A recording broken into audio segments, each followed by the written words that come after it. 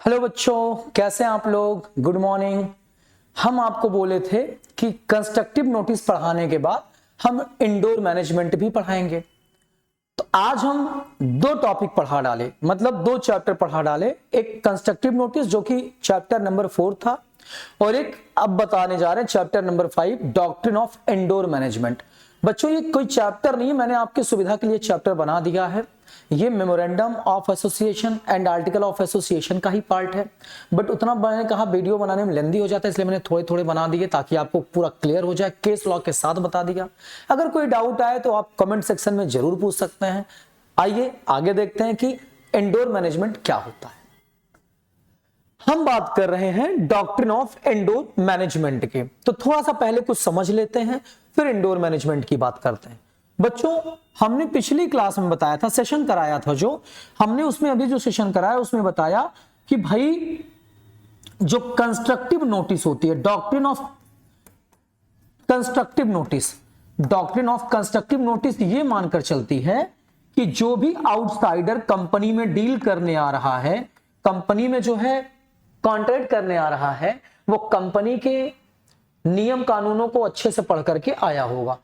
Constructive notice क्या मान के चलता है कि जो भी आउटसाइडर कंपनी में कॉन्ट्रैक्ट करने आ रहा है, कंपनी के साथ डील करने आ रहा है, वो कंपनी के terms and condition, memorandum of association, article of association को अच्छे से पढ़ करके समझ करके तब आया है। अगर वहां पर कंपनी कोई गलती करेगी तो फिर जो है उसके लिए आउटसाइडर ब्लेम नहीं कर सकता अगर वो पढ़ के नहीं गया है। इसलिए मैंने पूरा कंस्ट्रक्टिव नोटिस में केस लॉ बताया, कोटला वेंकटा स्वामी का पूरी बात अच्छे समझा दी।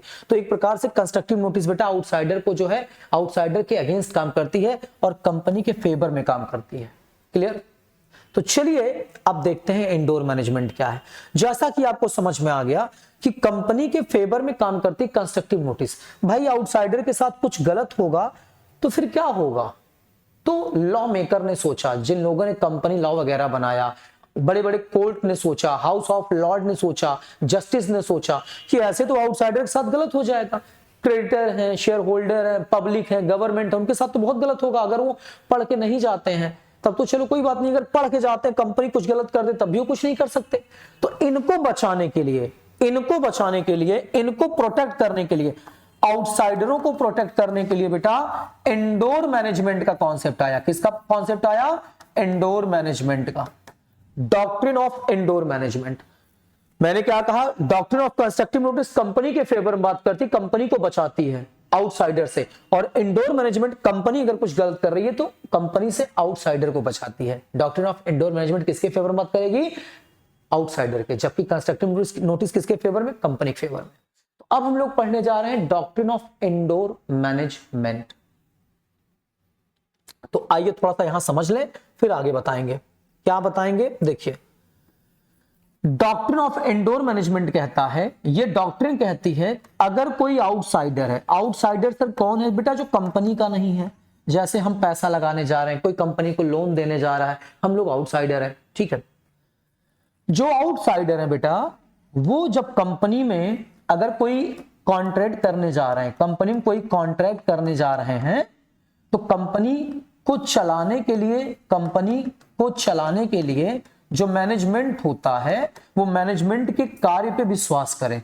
ये मानकर चलें कि कंपनी के मेमोरेंडम और आर्टिकल में जो बात लिखी गई है और जो इन लोगों ने पढ़ा है, वो लोग उसको उसी तरीके से कर रहे हैं जैसा कि कंपनी के मेमोरेंडम और आर्टिकल में लिखा गया है। फिर से समझिए, डॉक्ट्रिन ऑफ इंडोर मैनेजमेंट कहता है कि जो आउटसाइडर हैं, जब वो कंपनी के मेमोरेंडम और आर्टिकल पढ़ लेते हैं तो ये एज्यूम कर लेते हैं कि कंपनी सही वैसे काम कर रही है, सेम वैसा काम कर रही है जैसे कि उसके मेमोरेंडम और आर्टिकल में बात लिखी गई थी। मैनेजमेंट इसके अगेंस्ट कोई भी काम नहीं कर रहा है।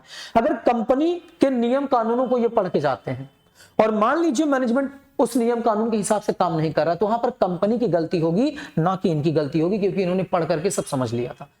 और दूसरी बात, ये कंपनी में जाके इंटरफेयर नहीं कर सकते कि आपको ये काम करना। ये मानकर चलेंगे कि कंपनी के नियम कानूनों में जो बात लिखी गई है, कंपनी वैसे ही काम कर रही है जैसा कि उसके मेमोरेंडम और आर्टिकल में लिखा गया था।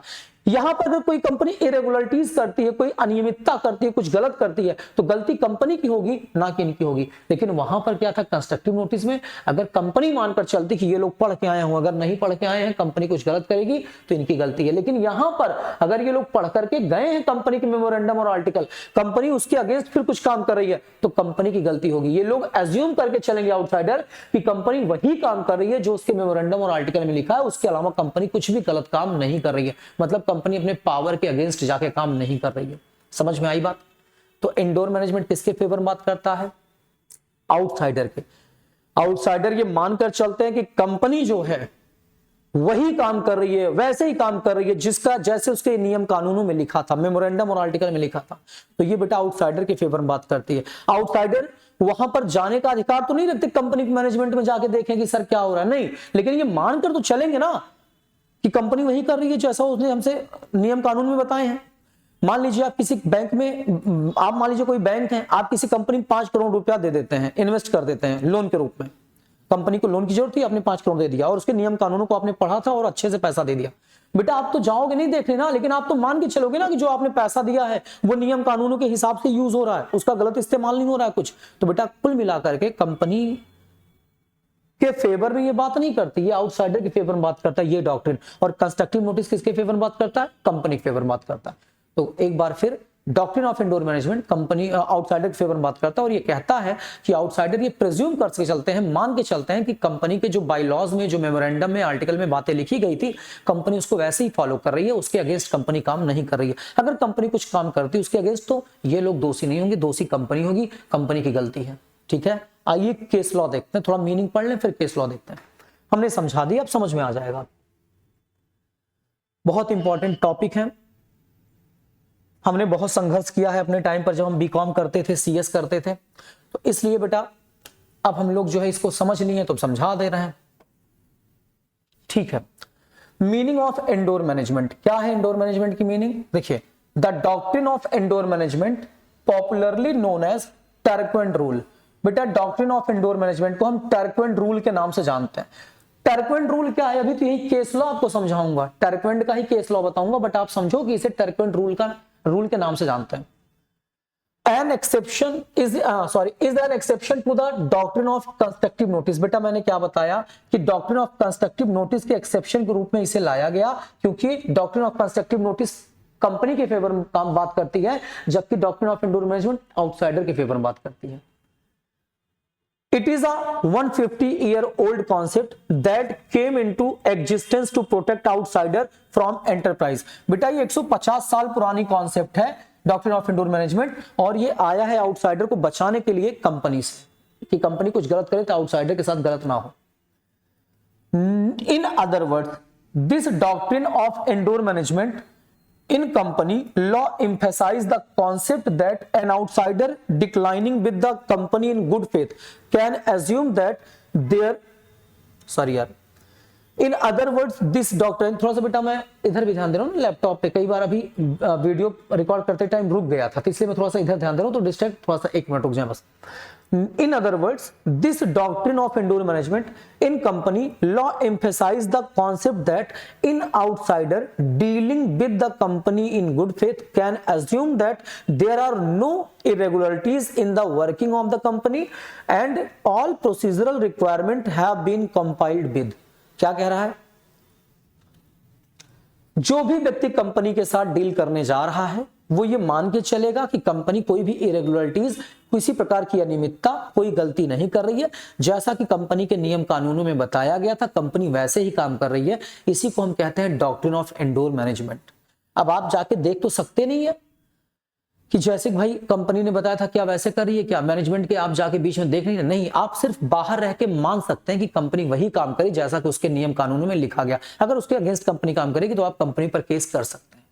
तो ठीक है, आइए देखते हैं इंडोर मैनेजमेंट के बारे में, केस लॉ पढ़ लेते हैं। यहां तक देख लिया आप लोगों ने, आइए केस लॉ समझ लेते हैं।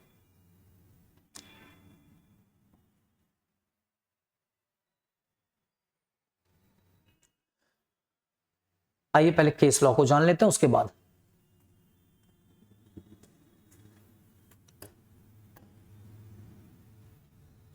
केस लॉ बहुत बड़ा बेटा, थोड़ा सा ध्यान देना पड़ेगा, बहुत हिसाब से पढ़िए। चलिए, केस लॉ का नाम है रॉयल ब्रिटिश बैंक वर्सेस टर्क्वेंड, इसी को हम दूसरा भी नाम दे सकते हैं और टर्क्वेंड रूल, और टर्क्वेंड रूल। बेटा ये आपके एग्जाम में आ जाएगा, एक्सप्लेन द टर्क्वेंड रूल, तो मतलब डॉक्ट्रिन ऑफ इंडोर मैनेजमेंट और पूरा केस लॉ आपको समझाना पड़ेगा। अगर आपके एग्जाम में नहीं आता, डायरेक्ट आता है कि what do you mean by doctrine of indoor management and constructive notice, तो आप दोनों को एग्जाम अच्छे से एक्सप्लेन करके उनके केस लॉ को लिख दो। चलिए देखते हैं कि है क्या, इसमें भी ध्यान दीजिए। एक कंपनी होती है, एक कंपनी होती है, बहुत ध्यान से सुनना। कंपनी होती है, कंपनी को बेटा फंड की रिक्वायरमेंट होती है। किसकी रिक्वायरमेंट होती है? फंड की। और ये इंग्लैंड की कंपनी है, इंग्लैंड की कंपनी है, ये कंपनी बेटा इंग्लैंड की है। तो इंग्लैंड की जो कंपनियां हैं, बड़ी बड़ी कंपनियां बेटा, वो बॉन्ड इशू करती हैं। क्या इशू करती हैं? बॉन्ड। अपने यहाँ तो गवर्नमेंट इशू करती है या गवर्नमेंट की जो कॉर्पोरेशन वो इशू करती, लेकिन वहां पर कंपनियां बॉन्ड इशू कर सकती हैं फंड लेने के लिए। बॉन्ड क्या होता है? जैसे आप डिवेंचर पढ़ेंगे, पब्लिक से लोन लेने के लिए डिवेंचर इशू किया जाता है, वैसे कंपनियां जो है इंग्लैंड वगैरह में बॉन्ड इशू करती हैं पब्लिक से लोन लेने के लिए। अब फिर क्या हुआ? ये कंपनी है, इसको फंड की रिक्वायरमेंट है। कितने फंड की रिक्वायरमेंट है? 2000। उस जमाने में 2000 पाउंड, वहां पाउंड चलता, 2000 पाउंड की रिक्वायरमेंट होती है। अब 2000 पाउंड की रिक्वायरमेंट होती है, 2000 पाउंड की रिक्वायरमेंट होती है। अब फिर क्या होता है? ये कंपनी 2000 रुपया लेने के लिए, 2000 पाउंड पाने के लिए बॉन्ड इशू करती है। क्या इशू करती है? बॉन्ड। कितने बॉन्ड होते हैं? 2000 बॉन्ड होते हैं। एक बॉन्ड की जो कीमत होती है 1 पाउंड होती है। कितनी होती है बेटा? 1 पाउंड। एक कंपनी है, उसको 2000 का फंड चाहिए होता है, लोन चाहिए होता है पब्लिक से, वो बॉन्ड इशू करती है 2000 बॉन्ड। हर एक बॉन्ड 1 रुपए का, 1 पाउंड का होता है। हम लोगों को जनरली रुपया याद है तो हम रुपया पढ़ रहे हैं, तो एक बॉन्ड की कीमत 1 पाउंड होता है। समझ में? एक बॉन्ड की कीमत 1 पाउंड होता है। कोई डाउट बेटा? क्लियर? एक इंग्लैंड की कंपनी है, उसको चाहिए होता है पैसा, और वो 2000 पाउंड की जरूरत होती है। 2000 पाउंड के लिए उसने 2000 बॉन्ड इशू किए। 2000 बॉन्ड, हर बॉन्ड की कीमत 1 पाउंड है। समझ में आया? चलिए अब इसको मिटा दें क्योंकि जगह कम पड़ेगी, तभी हम बेटा बार बार वो कर देना। ठीक है, कंपनी को जरूरत होती है फंड की। कंपनी जो है 2000 रुपया फंड चाहिए होता है, जिसके लिए कंपनी 2000 बॉन्ड जारी करती है, 2000 बॉन्ड्स जारी करती है, और ये न्यूज़पेपर में बताती है कि भाई हम 2000 बॉन्ड इशू कर रहे हैं क्योंकि हमको 2000 पाउंड जो है चाहिए। अब 2000 पाउंड रुपया चाहिए, मतलब 2000 पाउंड चाहिए, और ये न्यूज़पेपर में बताती है, उस अपने लोकल न्यूज़पेपर में इंग्लैंड में, और वहां की जो पब्लिक है न्यूज़पेपर को पढ़ती है। वहां की जो पब्लिक है न्यूज़पेपर पढ़ती है। साथ ही साथ कंपनी कहती है कि भाई 10% इंटरेस्ट हम देंगे, 10% इंटरेस्ट देंगे जब हम आपका पैसा लौटाएंगे, बॉन्ड को रिडीम करेंगे। बेटा एक समय बाद डिवेंचर रिडीम होता है ना, वैसे बॉन्ड भी रिडीम होता है। जब एक समय बाद आपका बॉन्ड हम रिडीम करेंगे तो आपको 10% एनुअली इंटरेस्ट देंगे, और पूरा पैसा उस समय देंगे जब हम बॉन्ड को रिडीम करेंगे आपसे, आपका पैसा आपको वापस करेंगे। ठीक है, एक कंपनी होती है इंग्लैंड में, वो न्यूज़पेपर में ये पब्लिश करती है कि हमको 2000 पाउंड की जरूरत है, जिसके लिए हम 2000 बॉन्ड इशू कर रहे हैं, और हम जो है 10% एनुअली इंटरेस्ट देंगे, और साथ ही साथ जब हम बॉन्ड को रिडीम करेंगे पूरा पैसा समय पे वापस कर देंगे। ये बात होती है न्यूज़पेपर में। ठीक है, वही एक बैंक होती है जिसका नाम होता है royal British bank. Royal British bank, ये वाली बैंक होती है बेटा। बैंक का काम क्या है? बैंक पब्लिक के पैसे को एक्सेप्ट करती है। फिर ऐसा तो है नहीं कि जादू छड़ी है, ऐसे घुमा दी, पैसा आ गया आपको लौटा दिया, ऐसा तो होता नहीं। बैंक भी पब्लिक के पैसे को जमा करती है, लोन देती है, पैसे को इन्वेस्ट करती है। तो बैंक ने सोचा कि क्यों ना हम 2000 बॉन्ड जो है इनके खरीद लें और उनको 2000 पाउंड दे दें, क्योंकि एक अच्छा इन्वेस्टमेंट का अपॉर्चुनिटी था। 10% इंटरेस्ट अगर किसी को मिल रहा है 4-6 सालों तक मिलेगा, और फिर अच्छा फायदा है। तो बैंक ने सोचा कि क्यों ना हम इस कंपनी के बॉन्ड को खरीद के इनको 2000 रुपया दे दें, क्योंकि ये पब्लिक के लिए था, तो बैंक भी पब्लिक ही है, उसने दे दिया। बैंक आती है इनके पास, कहती है हम आपको 2000 पाउंड देने को रेडी हैं, हमें आप 2000 बॉन्ड दे दीजिए, हमें अपना 2000 बॉन्ड आप दे दीजिए। बैंक इनसे कहते हैं ठीक है हम दे देंगे,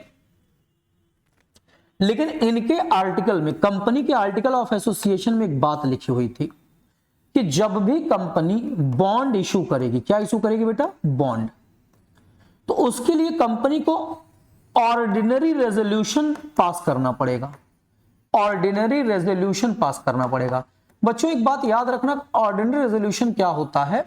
इसमें मीटिंग बुलाई जाएगी, जितने भी कंपनी के शेयर होल्डर हैं, इस कंपनी के शेयर होल्डर की मीटिंग होगी और मीटिंग में सारे शेयर होल्डर आएंगे। शेयर होल्डर्स की मीटिंग है ये, शेयर होल्डर्स की मीटिंग होगी। शेयर, एक मिनट बेटा, थोड़ा सा यहाँ दिखाई कम पड़ रहा, रुक जाओ, ऐसा करते हैं, मीटिंग ऑफ शेयर होल्डर, समझ लेना, ठीक है, मीटिंग ऑफ शेयर होल्डर है ये। अब शेयर होल्डर आएंगे मीटिंग में और उनकी मीटिंग जब होगी तो उनसे कहा जाएगा कि सर आप लोगों को पता है हमारी कंपनी बॉन्ड इशू कर रही है, हम चाहते हैं आप लोग वोट करें। जब ये बेटा मेजॉरिटी में वोट कर देंगे, मतलब 50% से ज्यादा वोटिंग अगर पड़ गई बॉन्ड के फेवर में, तो ऑर्डिनरी रेजोल्यूशन पास हो जाता है। अब कंपनी ने कहा ठीक है, हम जो है बॉन्ड आपको इशू कर देंगे, इसके लिए हम ऑर्डिनरी रेजोल्यूशन पास कराएंगे। कंपनी ने मीटिंग बुलाया शेयर होल्डर का, वहां पर ऑर्डिनरी रेजोल्यूशन पास हो गया, मोर देन 50% वोट शेयर होल्डरों ने कर दिया, ठीक है बॉन्ड इशू कर दो, कंपनी की प्रॉब्लम है, कंपनी को पैसा चाहिए, बॉन्ड इशू कर दो, सबने वोटिंग कर दिया। ऑर्डिनरी रेजोल्यूशन मतलब साधारण प्रस्ताव होता है, ये पास हो गया और पास होने के बाद कंपनी ने इनको बॉन्ड दे दिया, कंपनी ने इनको फेवर में बॉन्ड दे दिया। और कंपनी जब बॉन्ड दिया तो बॉन्ड डीड साइन हो गया और कंपनी ने इनको पूरा पैसा, पूरा बॉन्ड दे करके 2000 पाउंड जो है इनसे ले लिया। कंपनी बॉन्ड इशू करती है तो कंपनी के आर्टिकल में लिखा था कि कंपनी जो है ऑर्डिनरी रेजोल्यूशन पास कराएगी। जब ऑर्डिनरी रेजोल्यूशन पास हो जाता है तो कंपनी क्या करती है? कंपनी ऑर्डिनरी रेजोल्यूशन पास करके इनको बॉन्ड इशू कर देती है। अब सारी बात तो हो गई, चलो ठीक है। फिर क्या होता है?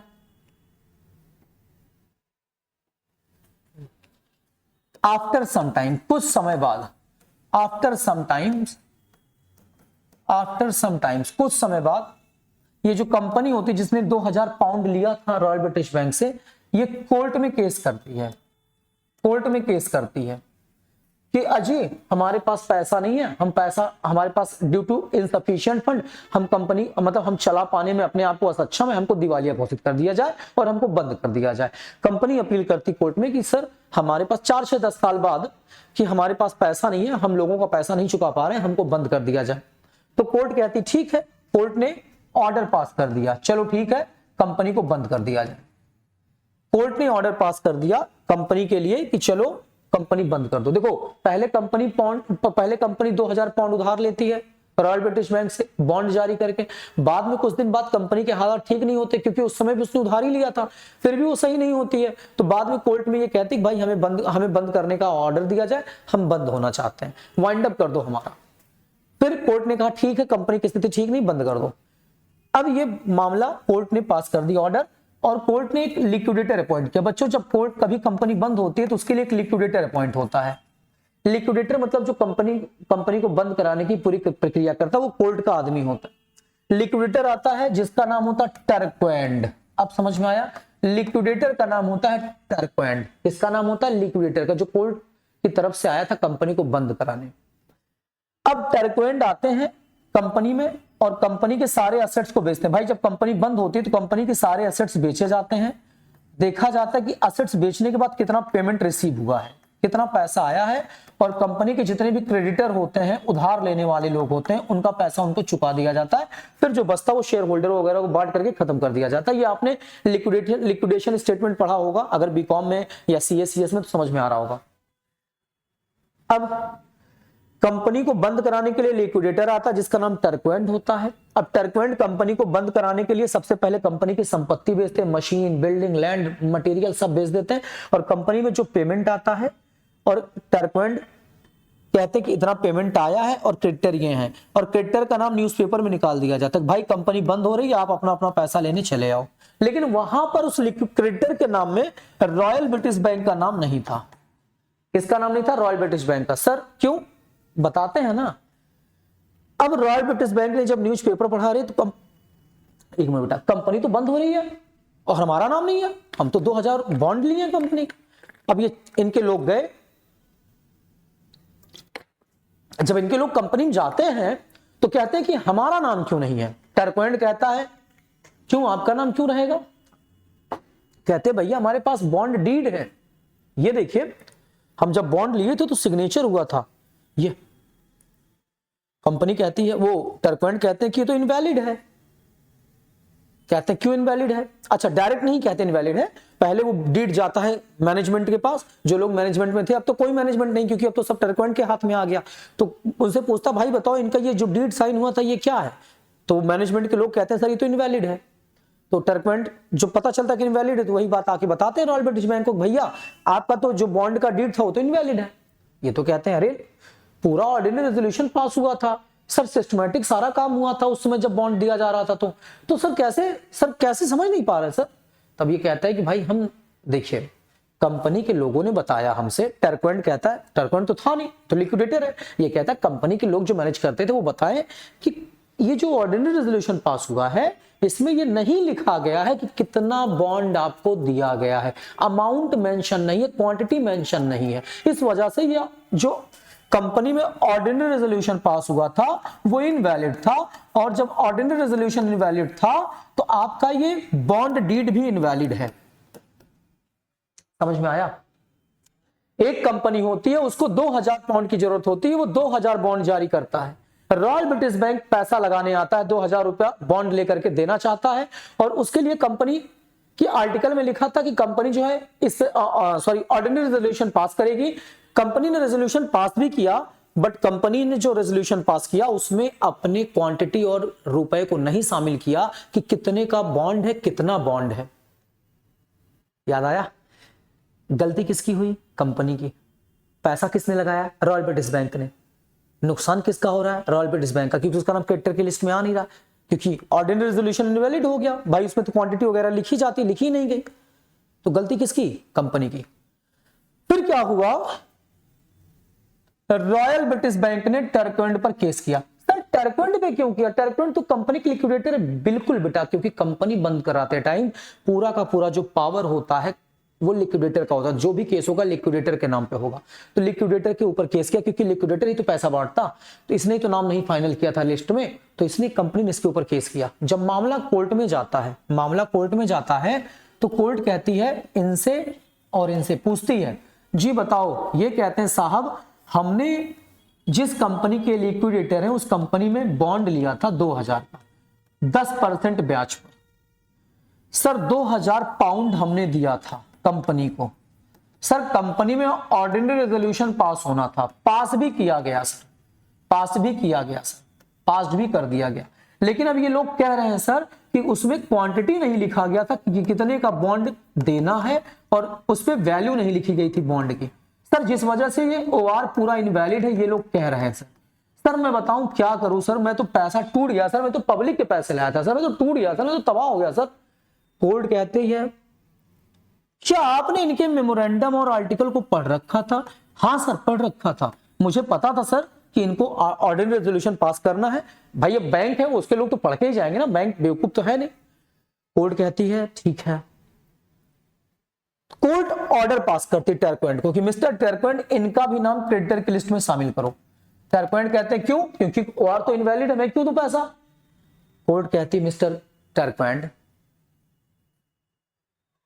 आउटसाइडर मेमोरेंडम और आर्टिकल को पढ़ के जाएगा तो ये मानकर चलेगा कि कंपनी वही काम करे जैसा कि उसके आर्टिकल में लिखा गया है, वो एज्यूम कर लेगा और ये मानेगा कंपनी इरेगुलरिटीज नहीं कर रही है, गलत कुछ नहीं कर रही है। यहां पर गलती तो कंपनी की है ना। अब वो मैनेजमेंट में जाके थोड़ी देखेगा जहां रेजोल्यूशन पास हो गया कि रेजोल्यूशन पास हुआ उसमें क्या लिखा गया क्या नहीं, वो तो उसकी गलती नहीं है, गलती तो कंपनी की है। तो यहां पर टर्कोएंड को पैसा देना पड़ा, रॉयल ब्रिटिश बैंक को लिस्ट में शामिल करना पड़ा, और बाद में जब सबका पेमेंट हुआ तो रॉयल ब्रिटिश बैंक का भी पैसा मिला। तो बेटा ये था case Royal British Bank versus Turquand का। तो इसमें आउटसाइडर को फेवर किया गया। रॉयल ब्रिटिश बैंक कौन था? आउटसाइडर था, पैसा उसको नहीं मिल रहा था। किस वजह से? बताया गया कि भाई ऑर्डिनरी रेजोल्यूशन इनवैलिड है, जिस वजह से बाद में बोला गया कि ये वैलिड हो चाहे इनवैलिड हो, गलती तो कंपनी की है, क्योंकि अगला जब पढ़ के गया है तो वो मान के चलेगा कि कंपनी वही काम कर रही है जैसा कि उसके आर्टिकल और मेमोरेंडम में लिखा गया। अब कंपनी उसके अगेंस्ट जाके काम करे तो उसकी कोई गलती नहीं है। समझ में आया? क्लियर? तो यहां पर केस कौन जीत जाता है? Royal British bank. जबकि कंस्ट्रक्टिव नोटिस में कौन हार जाता है? कोटला वेंकटा स्वामी। दोनों केस लॉ याद रखना बेटा, बहुत इंपॉर्टेंट केस लॉ है। चलिए आइए देखते हैं। अब आता है exception to the doctrine of indoor management. कुछ एक्सेप्शन है डॉक्ट्रिन ऑफ इंडोर मैनेजमेंट के, मतलब कहां पर डॉक्ट्रिन ऑफ इंडोर मैनेजमेंट लागू नहीं होगा। भले आपने पूरा मेमोरेंडम और आर्टिकल पढ़ लिया है, फिर भी वहां पर यह चीज नहीं पता हो लागू होगी इंडोर मैनेजमेंट। एक्सेप्शन क्या है? जब आपको पहले से पता कंपनी हमेशा गलत कर रही है और फिर भी आप पैसा लगा रहे हैं, तब तो फिर कितना भी आप मेमोरेंडम आर्टिकल पढ़ जाइए, गलती आपकी है। दूसरा नेग्लिजेंस, कंपनी जो है आउटसाइडर के साथ लापरवाही के साथ काम कर रही है। पहले से ये बात आपको पता, कंपनी जालसाजी का काम, फोर्जरी का काम कर रही है, धोखाधड़ी काम कर रही है कंपनी। और कंपनी के आर्टिकल के बारे में आपको नहीं पता, कंपनी का आर्टिकल ऑफ एसोसिएशन क्या, तब तो आप गलत ही हैं। अगर आप आउटसाइडर हैं, आपको कंपनी का आर्टिकल ही नहीं पता है, तब भी आप गलत हैं। एक्ट आउटसाइड अपरेंट अथॉरिटी, अगर कंपनी के जो लोग हैं अपनी अथॉरिटी के बियॉन्ड जाके काम करते हैं, डायरेक्टर अपने पावर के अगेंस्ट जाके काम कर रहा है, एमडी अपने पावर के अगेंस्ट जाके काम कर रहा है, मैनेजर अपने पावर के अगेंस्ट जाके काम कर रहा है, जो आर्टिकल में लिखा उसके अगेंस्ट जाके काम कर रहे हैं, और ये बात आपको पता है, तो फिर कंपनी में आप कितना भी मेमोरेंडम और आर्टिकल पढ़ के जाइए, गलती आपकी है, कंपनी की नहीं। तो डॉक्ट्रिन ऑफ इंडोर मैनेजमेंट तभी अप्लाई होगा जब इनमें से कुछ भी नहीं होगा। अगर ये पहले से हो रहा है, आपकी बात पता है, तो फिर गलती आपकी ही मानी जाएगी, फिर इंडोर मैनेजमेंट का कोई मतलब नहीं है। तो बेटा कंस्ट्रक्टिव नोटिस इंडोर मैनेजमेंट एक बार पढ़ लेते हैं। कंस्ट्रक्टिव नोटिस में कंपनी ये मान के चलती कि जो भी उसके साथ आउटसाइडर डील कर रहा है, कॉन्ट्रैक्ट करना है, वो कंपनी के सारे नियम कानूनों को पढ़ के आया है। अगर नहीं पढ़ के आया तो गलती कंपनी की नहीं होगी, आउटसाइडर की होगी। इंडोर मैनेजमेंट कहता है कि जो व्यक्ति कंपनी के नियम कानूनों को पढ़ के जा रहा है कंपनी के साथ कॉन्ट्रैक्ट करने, वो ये मान के चलेगा, एज्यूम करके चलेगा कि कंपनी वही काम कर रही है जैसा कि उसने जो है पढ़ा हुआ है। अगर कंपनी रेगुलरिटीज करती, कुछ गलत करती है, तो फिर गलती कंपनी की, उसकी कोई गलती नहीं है, जैसा कि मैंने केस लॉ बताया Royal British Bank versus Turquand. Thank you बच्चों, उम्मीद है कि आपको हमारे जितने भी टॉपिक पढ़ा रहे हैं सब क्लियर हो रहे हैं। कोई भी डाउट आए तो पूछ सकते हैं, कमेंट करते रहिए, सब्सक्राइब कर लीजिएगा।